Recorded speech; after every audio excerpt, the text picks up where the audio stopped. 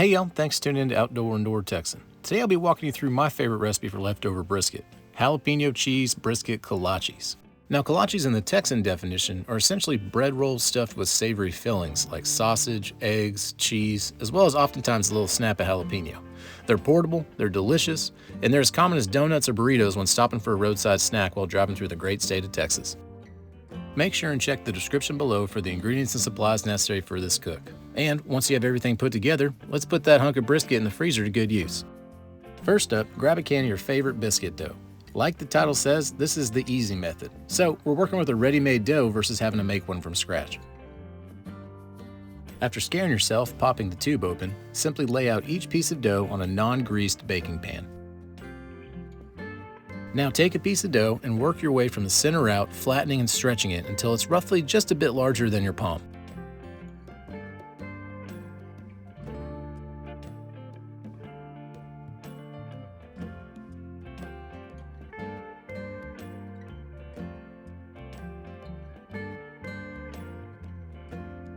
Once all the dough is stretched out and prepped, grab your leftover barbecue.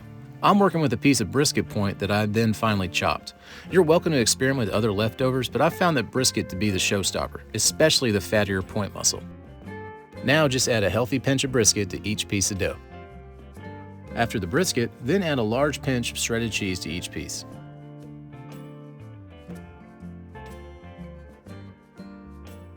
Finally, toss on 1 to 2 pickled jalapenos. Or if you want to heat things up a bit, swap them out for fresh jalapeno slices.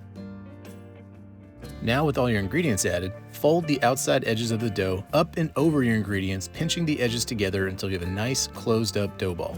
Make sure those seams are tightly pinched shut so nothing leaks out while baking.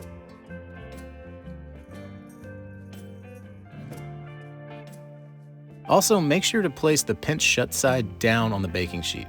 It's the ugly side. Once all your dough balls are ready, toss the pan in your oven and follow the regular time and temperature directions from the biscuit dough's packaging. But keep an eye on them just in case. Once the tops are golden brown, they should be done. Another big quality check is making sure the bottoms are also evenly browned. So make sure to check that before shutting off your oven. The final step before serving is to take a bowl of melted butter and brush each kolache with a nice shiny coating. Butter makes everything better. And just like that, you're done. You've now mastered one of the easiest and most delicious ways to put your leftover brisket to good use. Move over burn ends, adios Brunswick stew, and hello jalapeno cheese brisket kolaches. One of my favorite things about these kolaches is their portability. You can prep a large batch of these and then leave them out for family meals on the go. They're easy for packable lunches, or you can just throw the whole lot on a tray and impress your next tailgate party. Tasting this batch, as long as you've made a good brisket to begin with, you'll get all the hallmarks of that tasty smoked brisket.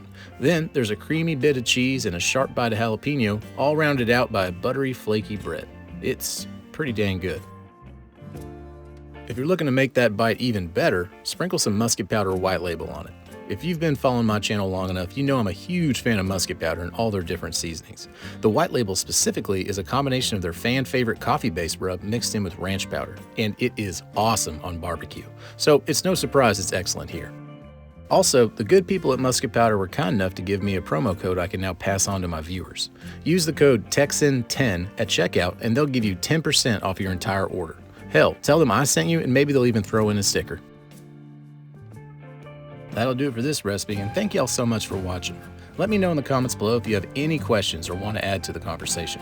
I always try to be available to my viewers, so don't be shy on leaving a quick question.